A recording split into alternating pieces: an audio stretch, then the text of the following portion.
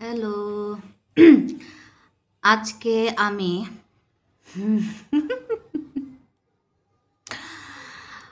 আমি আজকে আমার ছোট দিদি থেকে টাকা নিছি। বাসায় বলছি আমি একটু বাইরে হেঁটে আসতে যাচ্ছি। এই ফাঁকে আমি গিয়েছি নীলক্ষেতে। তো আজকে আমি কিছু জিনিস কিনেছি, দেখাই একটা একটা করে। আমি আজকে এই কলমটা কিনেছি। আমি কলমটা কখনো ইউজ করি নাই।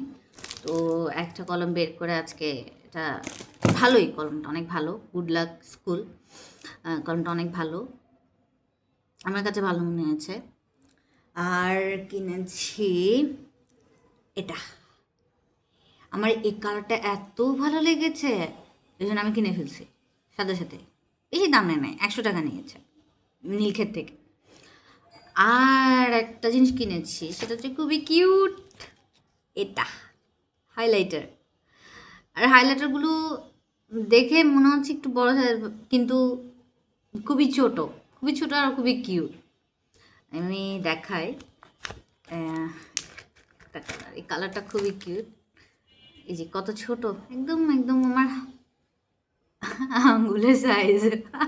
আমার আঙ্গুল এমনি তো অনেক ছোট, বেবি ফিঙ্গারের মতো সাইজ আমার। আচ্ছা, এই যে এটা আরও ছোট, খুললে ওপেন করলে আরও ছোট।